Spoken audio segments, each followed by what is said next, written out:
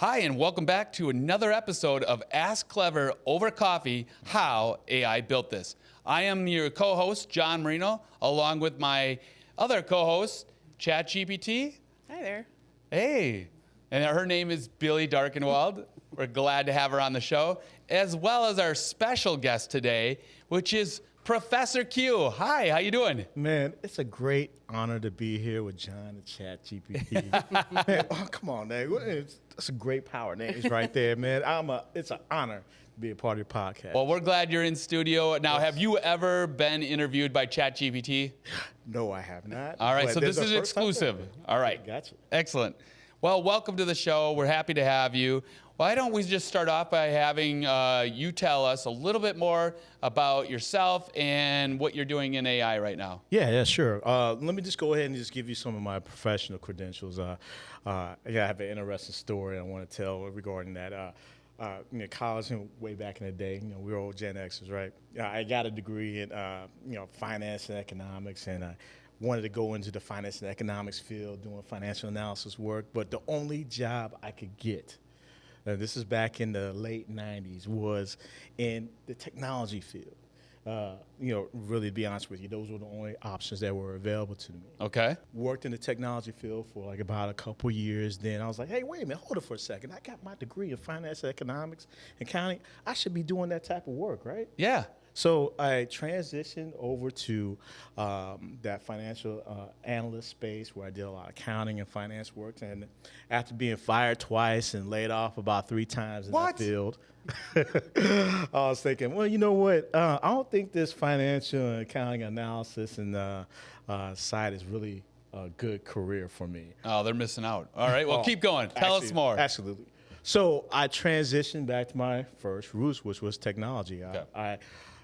Technology always interested me because I'm a consistent learner, meaning that I'm a continuous learner, meaning that I want a career where I'm always learning, I'm always growing per se, right? Sure. So I was able to leverage my financial and accounting analysis opportunities and career in my previous technology career into more business analyst work, project management work, and I transitioned over to project management in the late 2000s, and ultimately I've been doing that for like about 15, 18 years. Okay. In the project and the product management space. Okay. But also I went to graduate school and I got my master's of science in project management, and one of my goals was to start teaching. I always had a passion for teaching. I always wanted to be an educator at some level, in some way, educator, trainer, coach. And once I got my master's, I started teaching here locally back in 2011 in the IT information department. And I've been teaching information technology, business, primarily information technology, some business courses every now and then, but I've been doing that since 2011. Wow. So I've been in the game for quite some time, teaching various IT courses, business courses, and training the next generation of IT professionals. Well, that's great. And so we have a national and international audience. Yeah. Can you tell what here is and what school you're teaching at? Yeah. Because not everybody even knows where we're at. Sure, absolutely. We're based out in the Twin Cities. I teach at Minnesota State colleges and universities, mainly Normandale Community College and Minneapolis College, formerly Minneapolis Community and Technical College. Nice, yeah. Nice. So you've been doing that for a while, and what classes, like if I was to sign up at Minneapolis College, what class would I have to take in order to find you? Well, since I've been part of the Minnesota State colleges and university system, I taught a lot of intro to project management courses. However, in the past, what I currently teach right now is software development projects. Okay. And I taught database design and implementation. I've taught computer concepts and computer skills. Mainly, it's just computer concepts is just foundational understanding of computers and the technology, like networking, the internet, mobile devices, the World Wide Web, sure, et cetera, right? Sure. Now, the skills part is just Microsoft Office applications, right? Okay. Advanced level, like, on the advanced level, where we're talking about Word, PowerPoint, Outlook, Excel, your general tools that you use at any office or building. Got it. Now, are you working with students on Copilot, Microsoft's Copilot as well? Interesting you mentioned that. So in my software project development course, one of their capstone projects is to build a robot simulation application. And now it's going to require a lot of coding, mainly Java, JavaFX.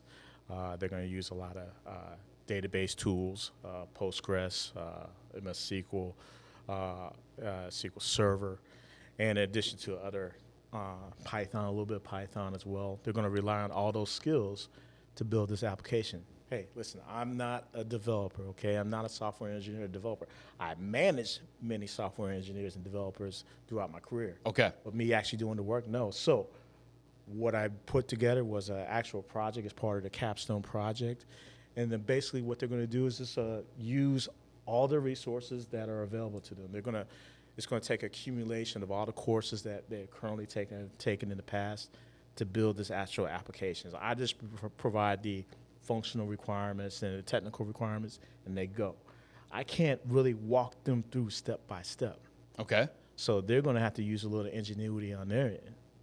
One of the tools that I've promoted that I want them to use to assist them, and we'll talk about a little bit more on how they'll use generative AI to assist them. I always say, hey, listen, you got ChatGPT, Microsoft Copilot, Gemini. Those are the three popular ones right now. That's right. That typically all the students pretty much use. Okay. So it's at their discretion. But okay. I want to emphasize, and this is very important, and I'll probably cover this a little bit later as far as the rules of using generative AI in the classroom. It's used as a tool to assist, not to do the work. Sure. Not to do the work. That's very important. So this opens up a whole can of worms, right? Because in education, so I have an 18-year-old son and I have a 5-year-old son. Yeah. So I have both the one who's starting his school career, right, and then I have one who just graduated high school at Edina High School in the Twin Cities here. Yeah. And well, it's been so interesting. So, I would say AI, ChatGPT has really come on the scene in the last 2 years. Absolutely. I know it's been around slightly longer, but I would say its popularity and wide use case. And when my oldest son was going to high school, the educators were very against the students using any sort of AI. Yes. They were against it in the math class. They were against it in writing classes, and virtually across the board. And of course, students are very creative, and they can find different loopholes. And my son came back and said, Dad, they have a program, so like when you submit your work, it automatically detects whether or not AI has been used. I know those programs. But then he's like, but we figured out a way around that program. They do. And I was like, are you risking, because I don't know if it's called plagiarism at this point or what it's called. Yeah, but I would assume it's plagiarism, because if you're not citing your sources or your resources, then it's not your own original work. Then I assume that's how, is that correct? Is that how it's looked at? Okay, in the classroom. So because now that there's this shift, or I feel like there's what he told me that in the beginning, and I have a askClever.ai, and askClever.ai is a marketing lead generation that uses AI technology to help find customers, okay? And then this is in the business world. Right. But in the classroom, students, shouldn't it be encouraged, like you said, to use it as a tool? Yes. Or what's the kind of the crux of where you're not using it as a tool anymore, you're substituting AI and it's doing all the work for you? Where's that line drawn? So, very good question. And this is evolving, okay? Okay. In the academic spaces right now, at least I can only talk to about what we currently do at Normandale will currently do at Minneapolis College and Minnesota State colleges, universities. Every university has their standard governance practice on how to generally use AI to assist students with their work, right? Okay. I look at AI, using generative AI in the classroom as it's not a problem to solve. It's more of a dilemma to manage. What do you mean by that? What do you mean by problem to solve versus dilemma to manage? AI is not a problem, man. AI is something, that's a tool that's here to assist us, that's here to help us. A problem is like, something that, you want to solve and get rid of, or something like that, and move on to the next thing. AI is here to assist us, and it's a tool to help us be better at what we do, right? Mm-hmm. Yep. So, however, sometimes it could be too good, right? Right. Meaning that depending on what the problem is, depending on what the project is, depending on what the use case is that in the learning objectives of the class, way instructor can design it, you can use generative AI to do the work for you, depending on how they design it, right? Okay. We don't want students to just punch something in and get an answer. Hey, I turned it in. What did you learn? See what I'm saying? Right. So, dilemma to manage, you have to have some type of policy, some governance policies, definitions of how to use generative AI in the classroom. Now, I work, I teach information technology classes. It's more about executables. You ultimately doing the work on your own and executing and showing the output, right? Not much paper writing, not much research per se. Okay. And if there was, most instructors say, hey, if you used generative AI, cite your resources, right? Where did you get this? Did you get this from Gemini? Did you get this from Copilot? Did you get this from ChatGPT? Let us know. And that's a general rule. Okay. Also, like for our software engineering and software students who are taking coding classes. Yep. We don't want the kids, there are students, not kids, but students, to, if I say, hey, listen, you know what? I want you to develop me an application, write the code that gives me the output that randomizes passwords, right? I don't want somebody to go into ChatGPT and say, ask the same question and then provide that code, or in Java or Python or something like that, right? I want them to use it as a reference, or maybe to dumb down complex concepts so you can get a better understanding of it and you ultimately execute. Okay? Well, I have a question on that. Yeah, So, go ahead. Because the AI software is getting so good at writing programming language. Yes. So my question is, where's the harm? Like, for example, if you said, hey, I wanted you to write a bot that is a great spell checker, something, a simple bot. Right.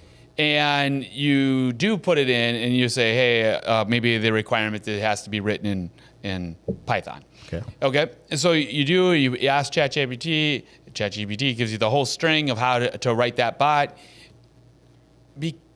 I feel like there's like a shift going on in IT where they call it now, the no code, where it's moving that. And then isn't it important to teach how to double check somebody's work as much as it is to write the work? Well, as you guys already know, generative AI, right? Some of these tools that are open and available to us. There's a general rule, right? Whenever you're prompt engineering anything in any of these tools, trust but verify, right? Right. Trust but verify. Trust but verify. Meaning this, hey, listen, they're not perfect. Right.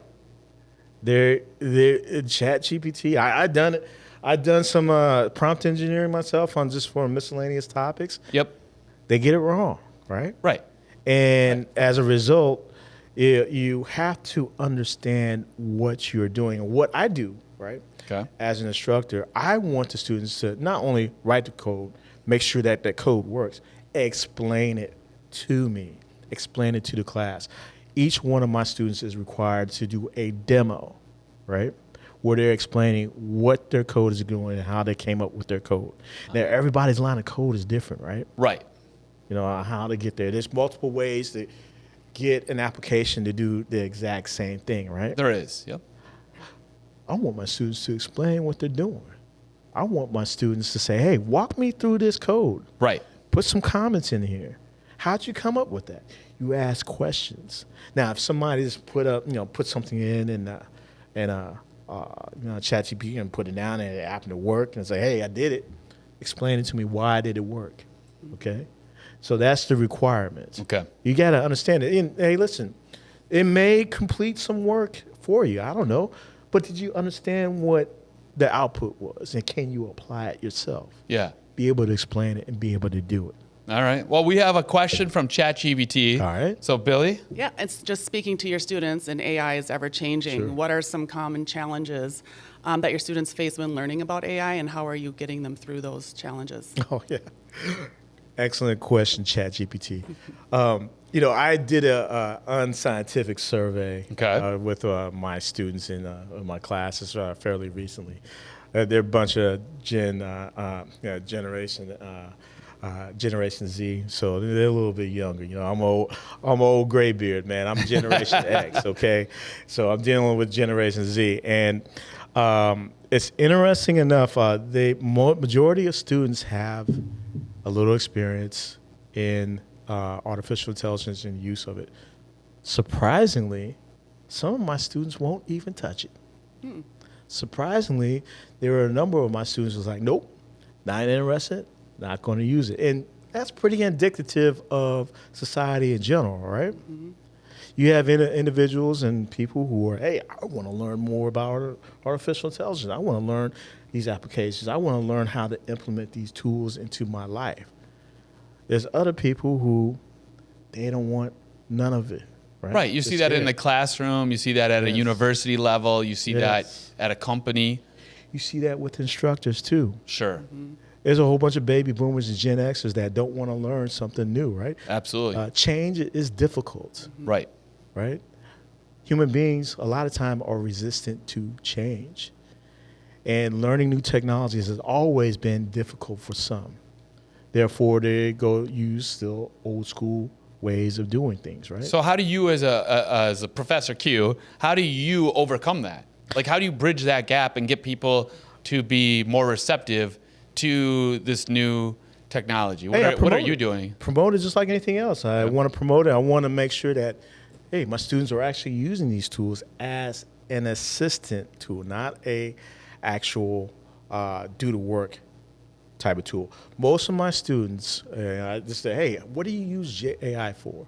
You know, just what have you done? You know, mainly they use it as a secondary tutor, right?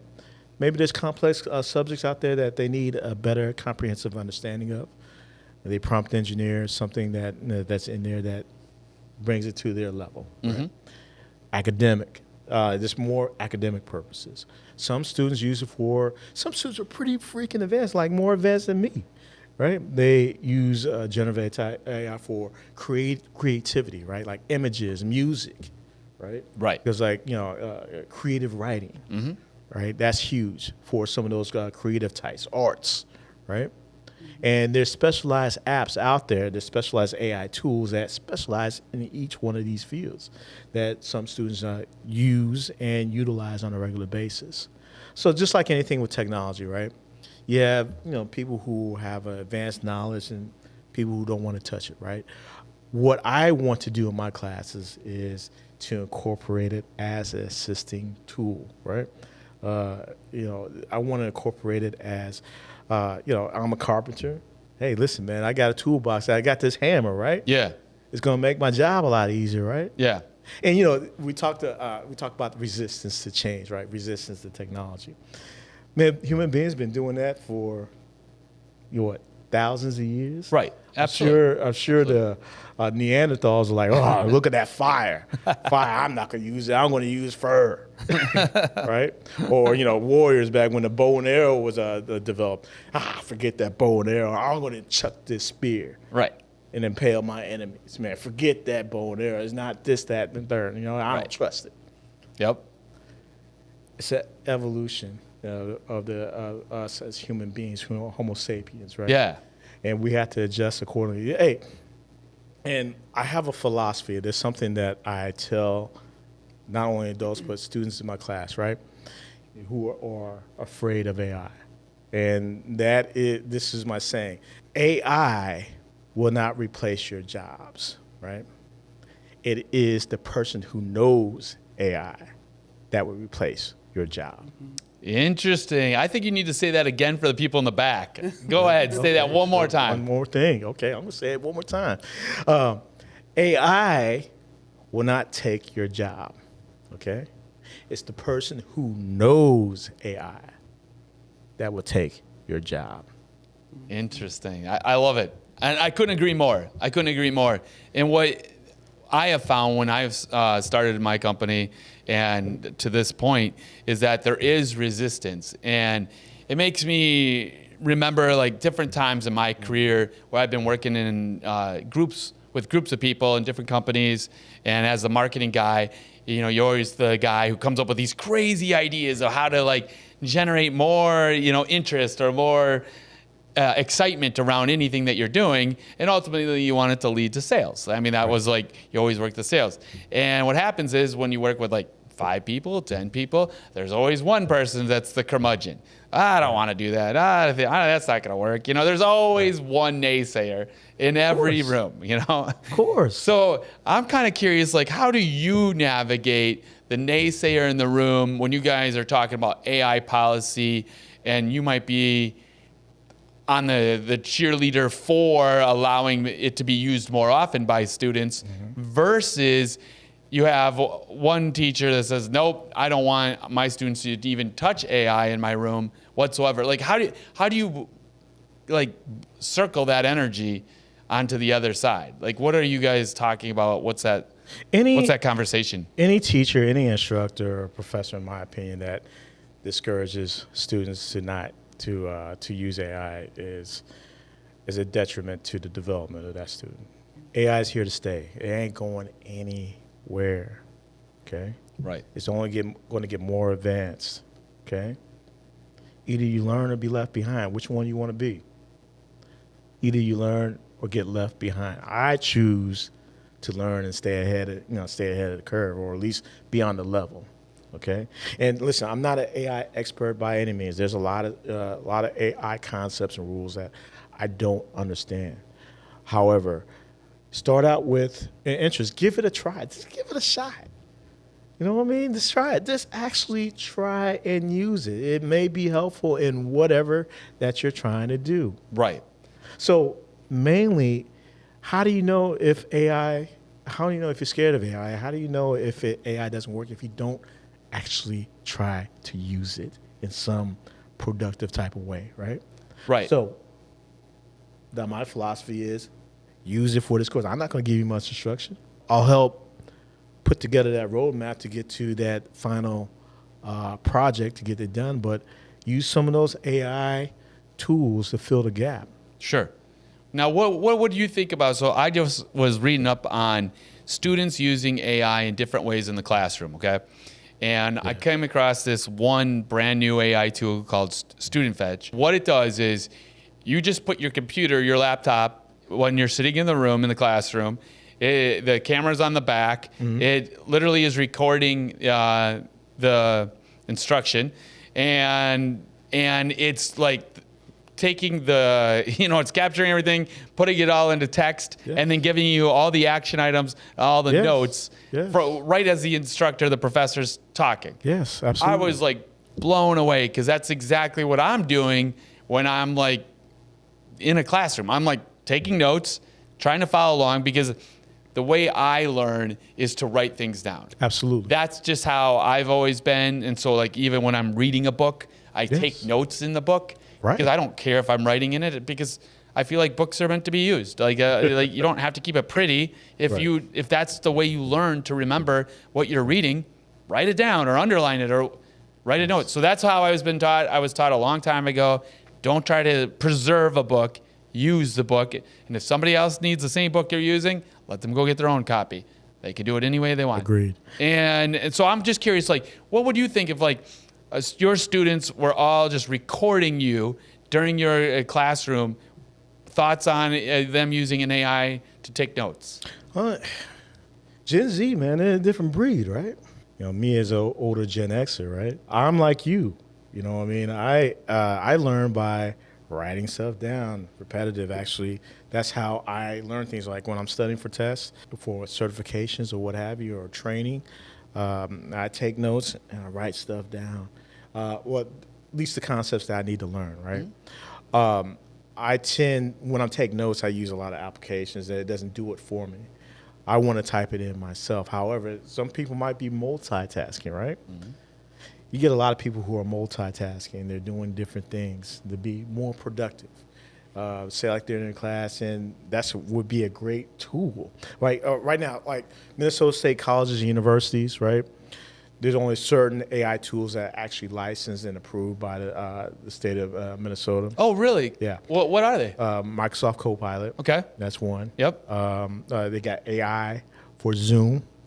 So Right, Zoom yep. meetings, you Yep. have an AI tool there that I've seen that. you can actually use, Yep, right? yep. You got Adobe, for image creation, whatnot. Got it. You can use that as well. Those were actual licenses that each student can have access to. What about Grammarly? Grammarly is huge. Is it's that- not licensed Okay. per se, but it is probably the most popular AI tool out there for students and professionals. I use it all the time. All the time. And all my emails, everything is I have the app. It double checks Yeah. everything. I'm a terrible writer. Okay? Sure. I'm gonna let you get my grammar is terrible. This is like this AI tool is a gosh. I mean, already, let me tell you something, man. I misspell so much. My English was never like really the greatest as far as writing.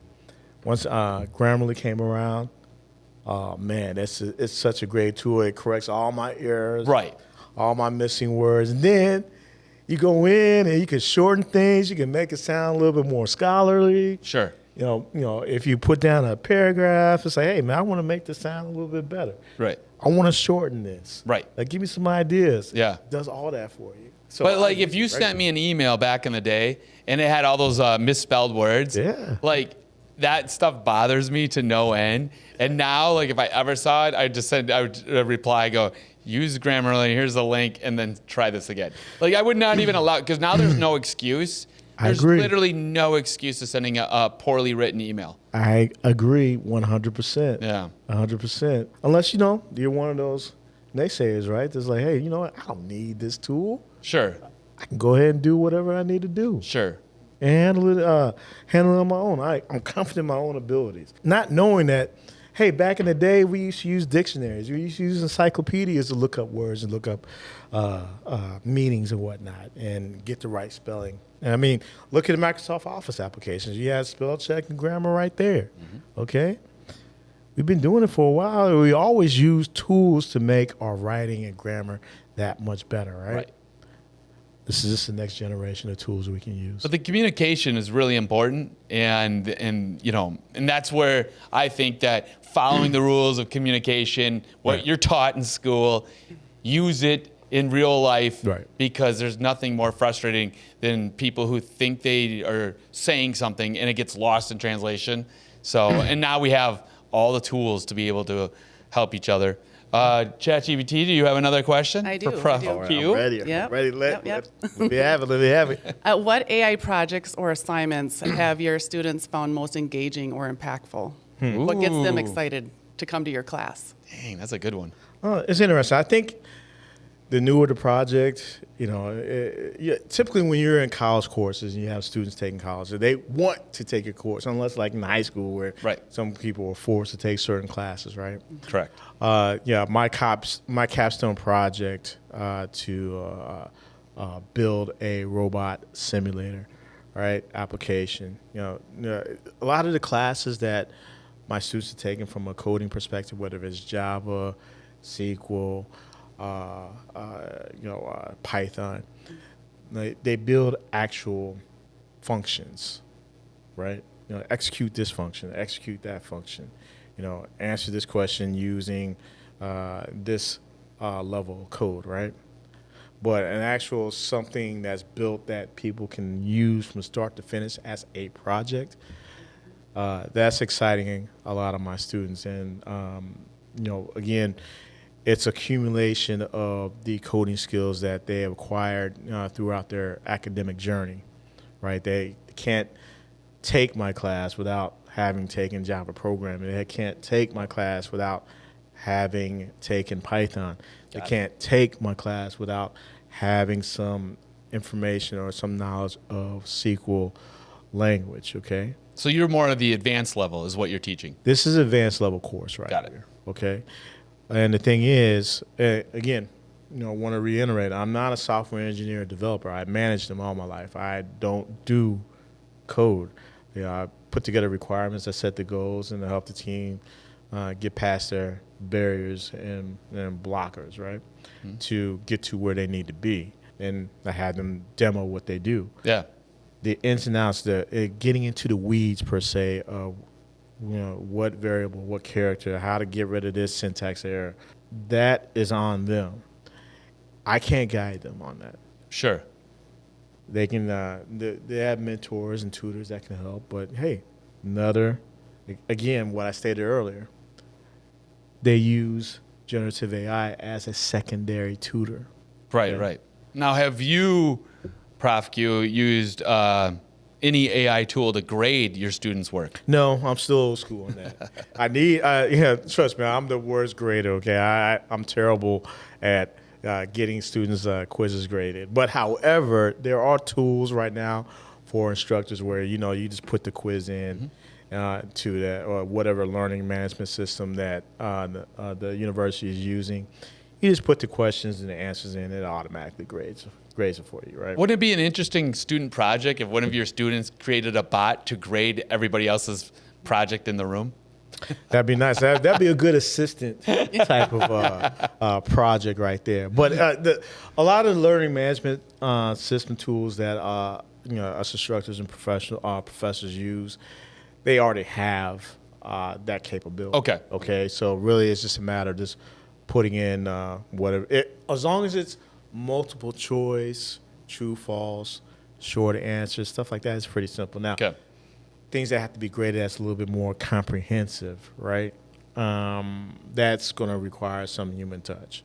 Sure. Based off of, did they meet the technical requirement? Did they meet the functional requirement? And that's subjective to the instructor. Well, it also, if, let's say, when you said that a student stands in front of the classroom and has to explain that, wouldn't it be interesting to record that explanation and then have the AI sum it up and give you the action items and rate it as a score based on, the LLM? I don't mind. Actually, I've actually had students. Part of my assignment for some of the coding classes that they take is like, hey, this is the assignment. You have to execute this type of code to do X amount of, get X amount of output. Yeah. Record it and explain it to me. Yep. You know what I mean? Just record it and explain it to me. Now, I don't need a summary, right? I just need to walk me through and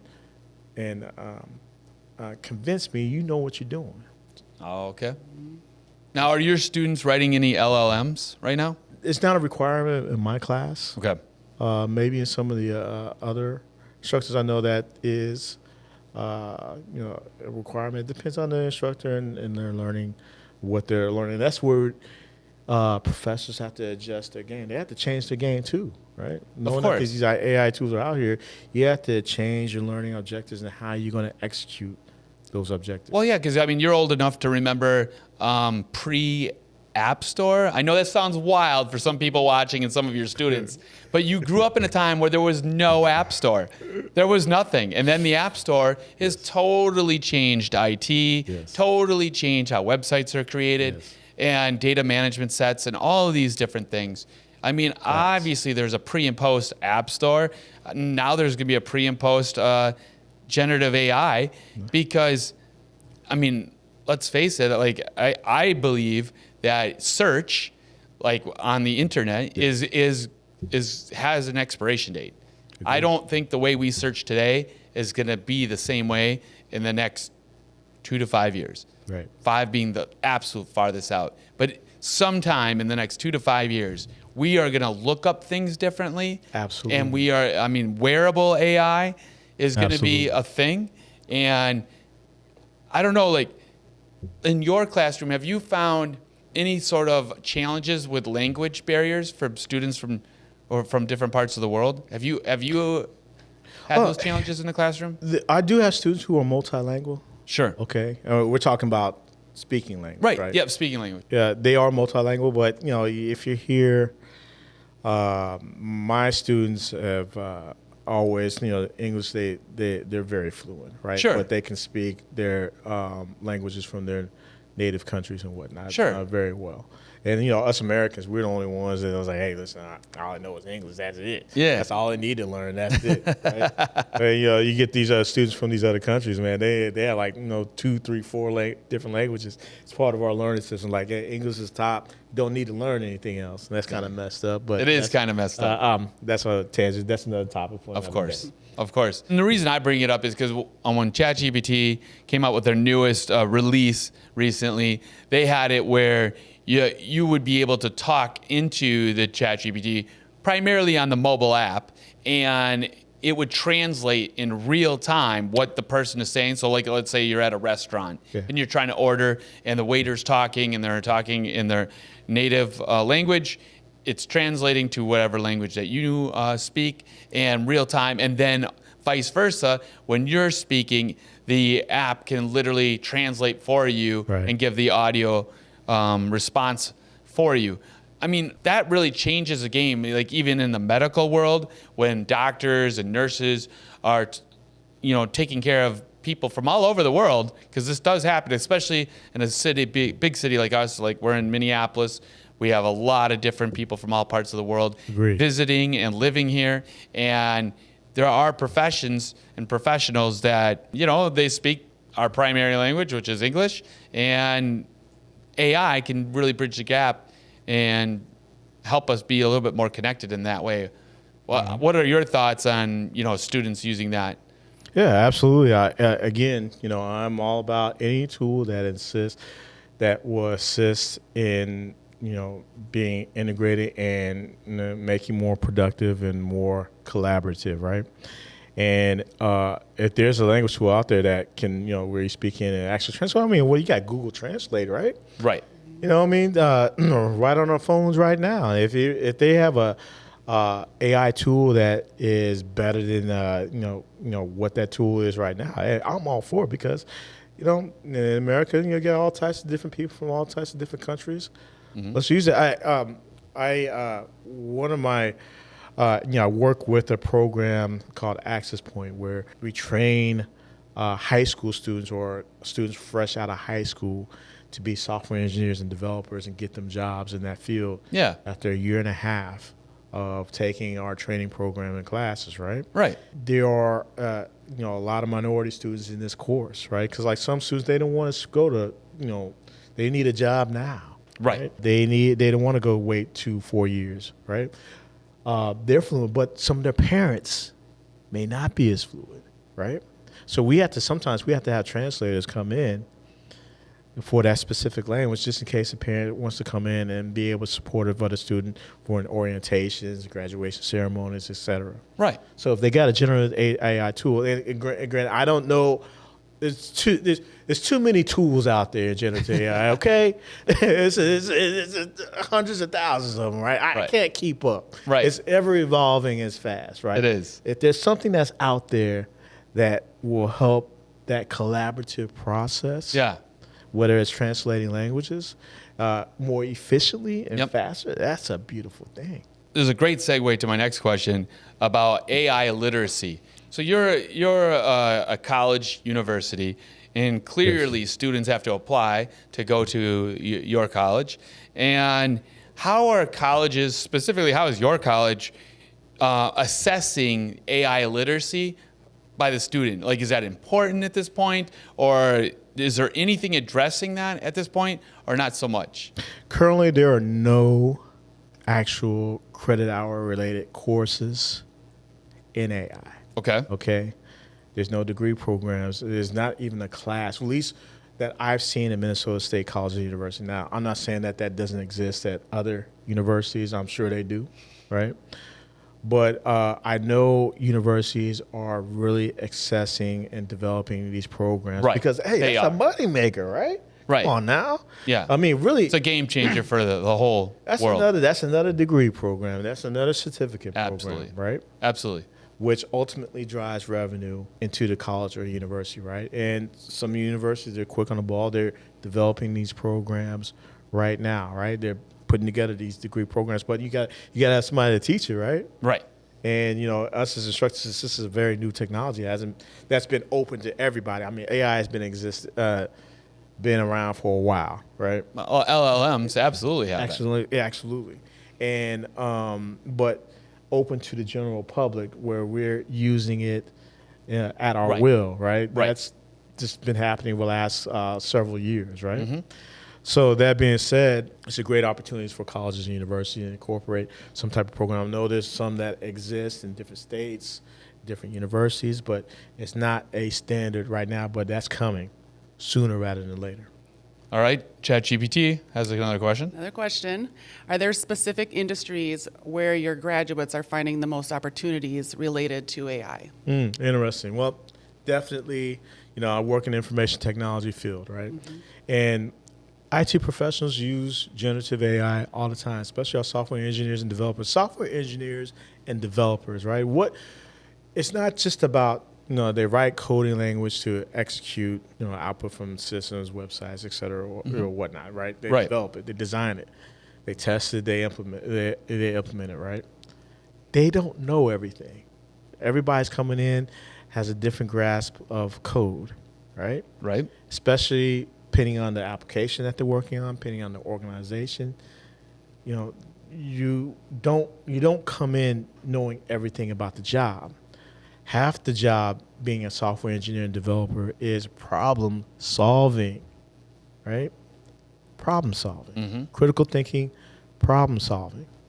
What's a good way to solve a problem that you don't know?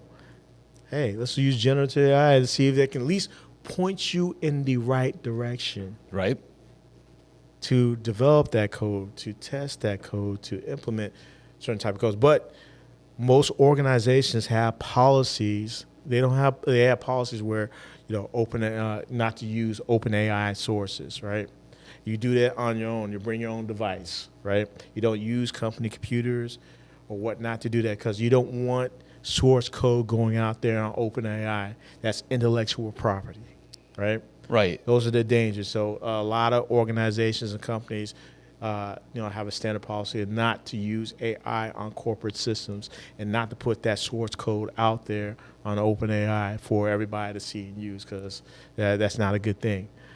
So you have to, employees coming in really need to learn what an organization's AI governance policy is. And that's ever evolving. It's a living and breathing document that's Of course. updated. It got to be updated at least about every 3 to 6 months, at least us as professors in academia, we have an AI policy now that we go over every semester to see if there's any updates, see if there's any changes. Okay. That's interesting.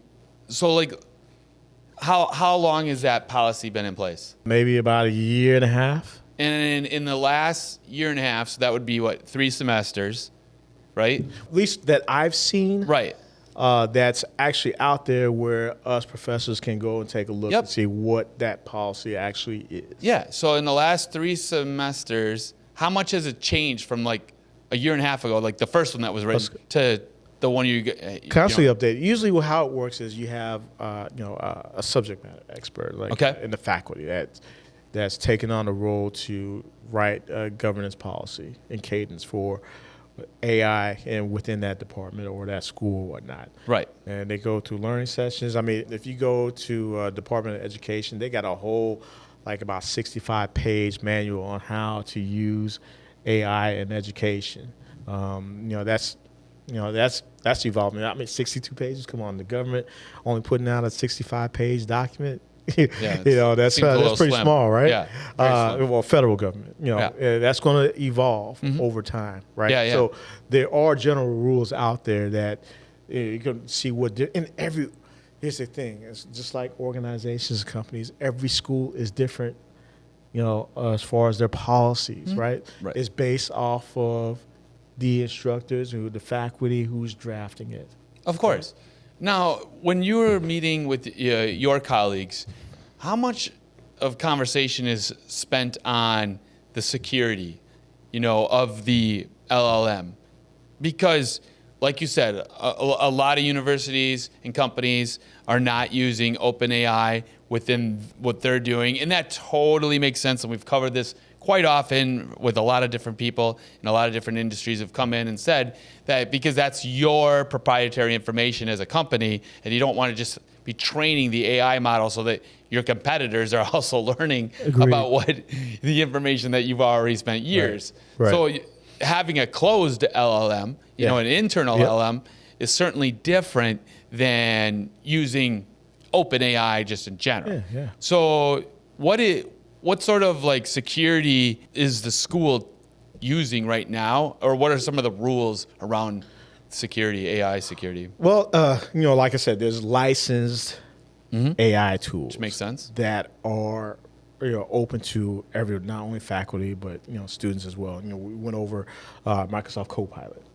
That's licensed. ChatGPT is not licensed within Minnesota State colleges and universities, but Copilot is. And for the record, I'm a Copilot fan. If I'm going to use open, AI, generative AI tool, whether it's the standard ones, Gemini, ChatGPT, Microsoft Copilot. No offense, ChatGPT. No offense, but no offense to you. But I'm more of a Microsoft Copilot user. I noticed that. I get better output results from my prompt engineering versus Gemini and ChatGPT. I mean, that's just my personal experience based off of my usage. However, somebody is going to tell you something different. Who knows?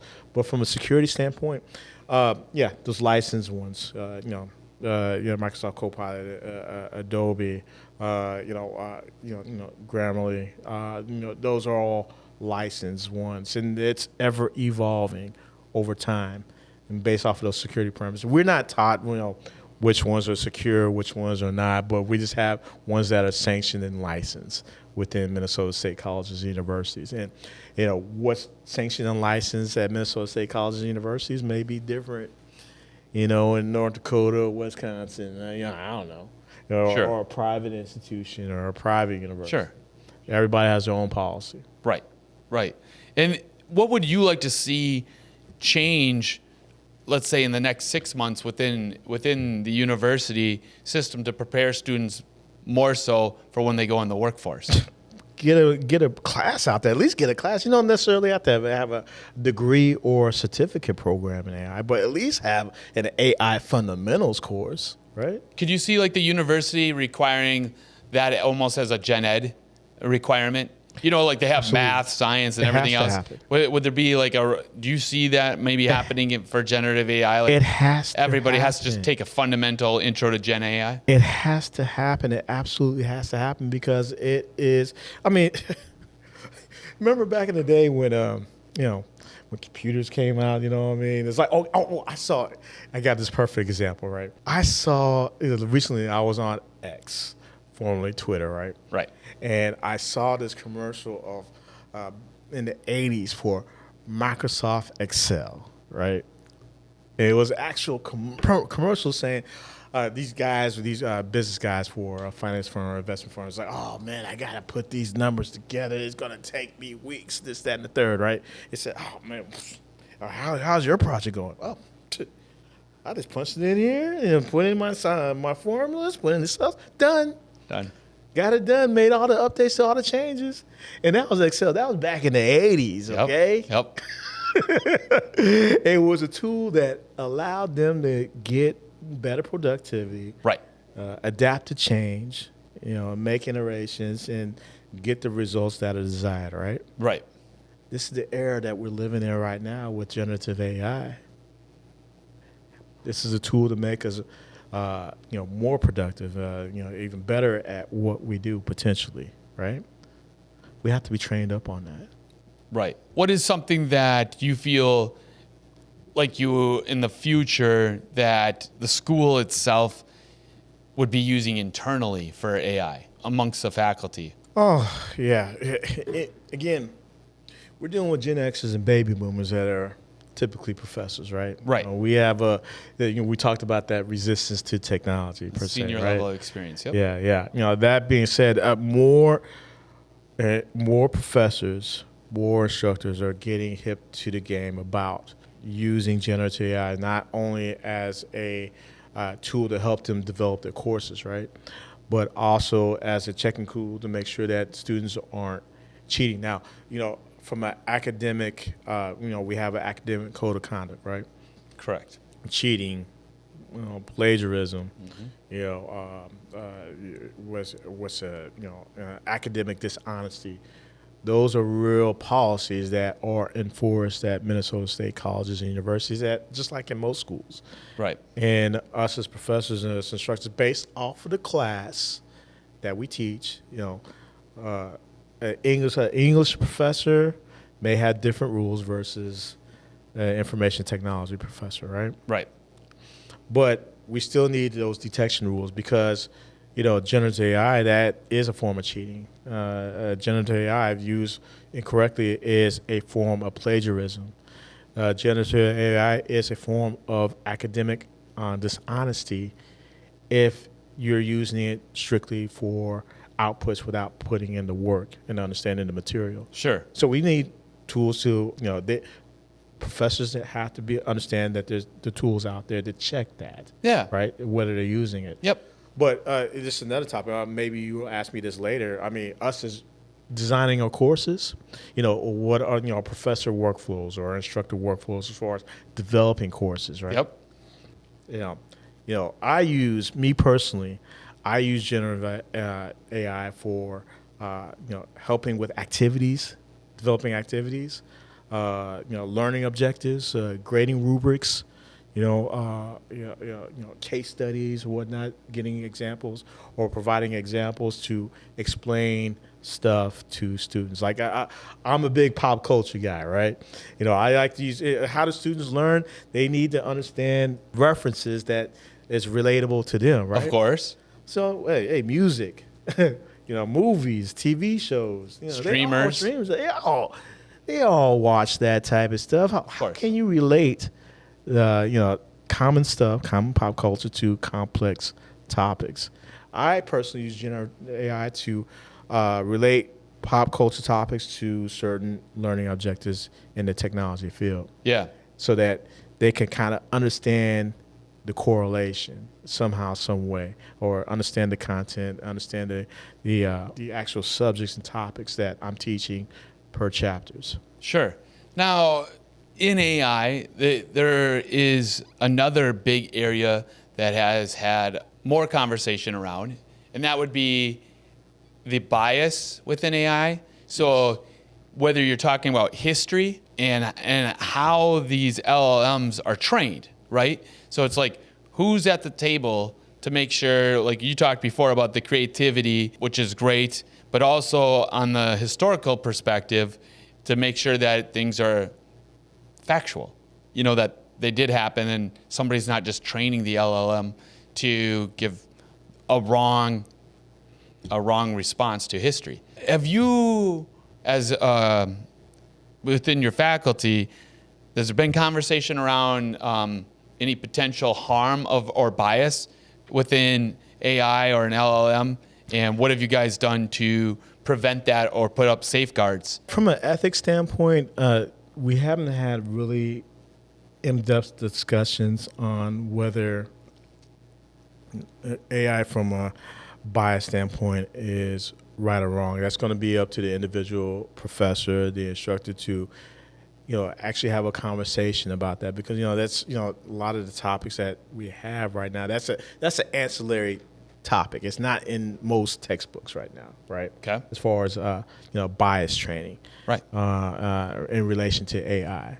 So it's up to that instructor to be able to explain that to the students. Is that is that a key subject area, or that is taught in classes? Not that I know of. Okay. However, that would be a good topic in an ethics, or Right. Ethics course. Of course. You know Right. what I mean? That'd be an excellent topic.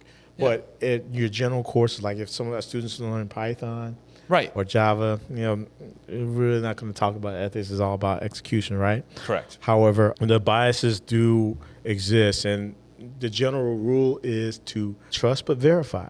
Right. The outputs that you're getting from generative AI, a lot of times they're not very accurate. I remember I did some type of general search on, a big time blurred. If you don't know what that is, look it up, right? It's but I'm into sci-fi comic books, right? And I did, I asked AI to give me an explanation on stormtroopers and from Star Wars and the history of that, right? Yeah. Gave me some output. Some of it did not match up to canon that I've read, all these years of being a Star Wars fan, right? Sure. It's a little bit inaccurate, Okay. right? I think for the gist, it was about 80% correct, right? But there's some discrepancies, right? Yeah, absolutely.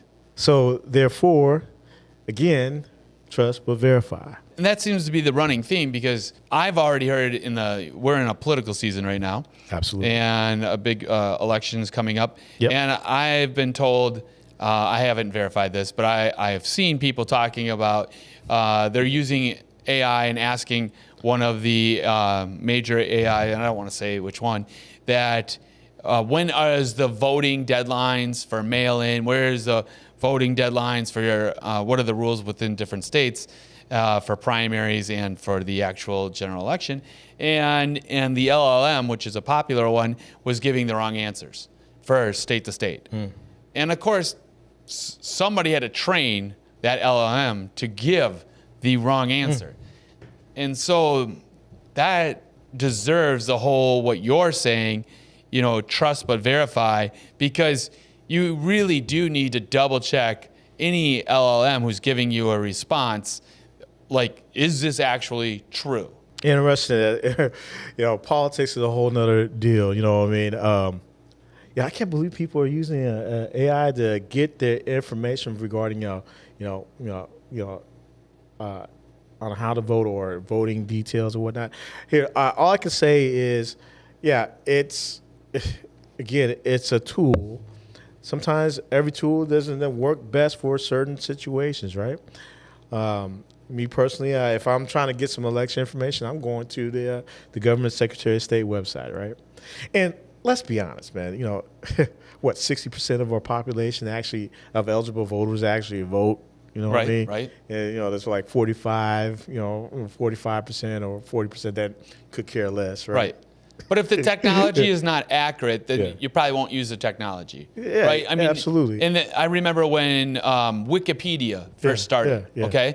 And Wikipedia had to figure out how to regulate the information and who could change information, because people otherwise would just put misinformation on all sorts of topics, right? So Wikipedia figured it out. And to this day, to be honest with you, I mean, there's still some gray areas. It's not 100% factual all the way across the board. Right. There's still some bias that gets involved in Wikipedia entries.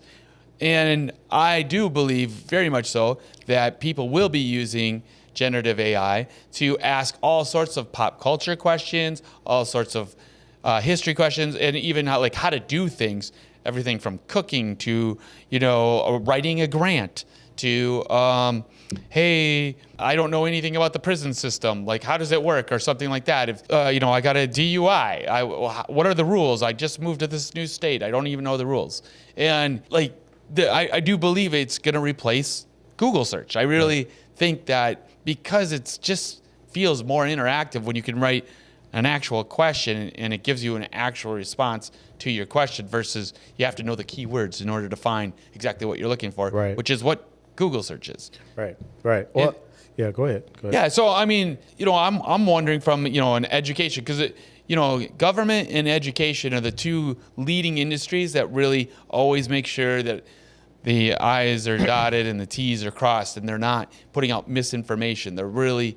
I feel that's where the value or the pillar in our society of education comes into, is that you could depend on your professors to actually provide you a safe learning environment that is giving the most accurate information possible. Right. And so, it comes down to, the question would be, how do you teach that? I know you're saying it, trust but verify. I mean, I understand what you're saying, but when you're an institution and you're an educational institution, you want to make sure you're not putting out misinformation about any sort of topic. What's the conversation like with your colleagues about that? I actually haven't had a conversation like that. However, if I was in a hypothetical situation where we are having that conversation, I just use the example, say you go to your doctor, right? And you go for your annual physical, and one doctor comes back and says, hey, you got cancer in your thyroid or something like that, right? Sure.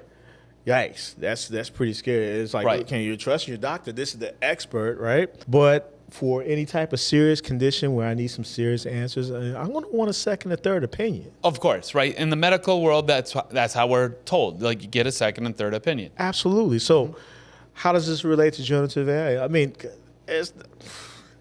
again, I stated earlier, there's so many generative AI tools out there that make your head spin, right? Go to 3 or 4 trusted ones, see if you're getting the same output based off of the prompt engineering. Sure. See if you're getting the same type of answers, right? So there is a little bit more effort on the user, yes, to make sure that you are verifying, and that's basically what you're teaching in school, right? Which is, it's problem solving. And problem is, a lot of people are not very thorough, right? They say, just like the internet, right?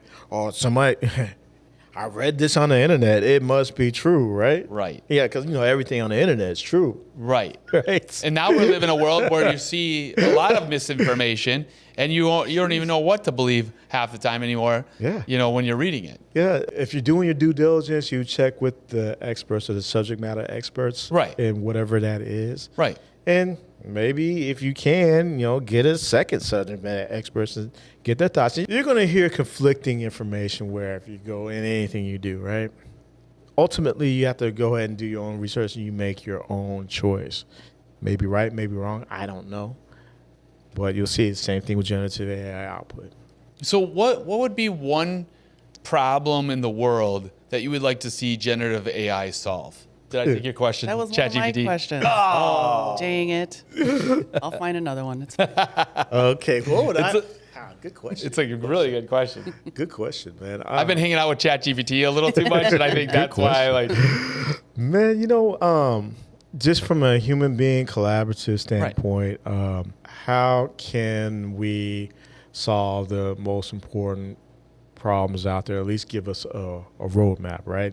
Conflict or hunger. How come some countries, there are the challenges of today, right? Right. It may be hunger, maybe war, maybe the climate, or poor, versus the rich, or that the wealth gap, right? Those are human questions that have been in existence since beginning of time, right? Yeah. I mean, if you wanted to solve, or even partially solve hunger, I was thinking that generative AI, for many years, because again, me and you are of a certain demographic, that, the Farmer's Almanac has been the go-to resource for our parents and our generation. Right. And what if you actually had generative AI that could use historical data to give you a much more accurate percentage of what the shift would be? Because it just doesn't take AI as long to read 15,000 pages of documents to put together, here's what it says, and here's, based off of the information we read, this is really a lot more accurate. Because they don't have that, right? They have the Farmer's Almanac that, who knows? Well, my own deal is, it gives you a good roadmap, right? However, life happens. Of course. What does that mean? Stuff that generative AI can't think or predict may happen. Right. You put in some type of algorithm, or hey, how do you solve world hunger, right? And generative AI gives you this whole list of things to do. It takes about 50 years. Then next thing you know, we get visited by aliens, right? And then all of a sudden they come in and they replicate how they show us human beings how to replicate food, and then hunger's solved, right? Yeah. AI couldn't predict that. Yeah. Right? I'm just saying, that's just a hypothetical, crazy, Right. Just true. situation. But there are things in life, that you can't be predicted. No algorithm can predict, right? That just happened. Right. And us as human beings, we have to be adaptable and agile to be ready for that type of crazy change and adapt to it. That is not expected, right? That can't be solved by an algorithm. All it does is just give us a roadmap. Yep. ChatGPT. I'm just ready for the Fast Five whenever you're ready. Fast 5 with AI. That's 5. All right. Right. Let's go. Let's make Okay, it so happen. when I ask these questions, you can give a little bit of explanation, but short. Okay. Otherwise, we'll be here all day. All right. If you could have any AI character from pulp culture as your sidekick, who would it be? Samuel L. Jackson. Oh, yeah. You know what I mean? That one. Tells me how it is. He don't mess around. Or I heard Samuel L. Jackson. The characters he plays is actually how he is in real life. You know what I Funny. mean? So yes, Awesome. there you go. All right, next one. If AI were a superhero, what would its superpower be? Oh man, it'd probably be like a Flash, right? Flash from the Justice League, DC comic books, super speed. You can think rapidly, think algorithms, all this type of stuff. Incredible power set. Love it. All right, if AI could take over one task for you, what would it be? Man, folding these clothes for my kids, please help. I'm sure they'll have robots to. Yeah, I don't think that's far behind. Yeah. It's like, I need help. Please help me out. Or just give me some techniques on how to do that. All right, next one. If you could pursue any other passion, career beyond teaching, what would it be? Oh man, you know what? Beyond teaching, I don't know. I used to bodybuild back in the day. There's something that I actually enjoy, that I feel there's a benefit, right? I teach because I want people to be, I'm more of a builder upper, meaning that, I want to see you advance and progress in your own way. And if there's a way I can help with my knowledge and my experience, that's all for that. But same way with fitness, right? Now, if you gave the answer that you said that you were going to be a barber, I would not have believed you, okay? Because your haircut. Hey, my beard's trimmed up. Yeah, my beard is trimmed up, and my head is kind of nice and clean. I'm doing something right.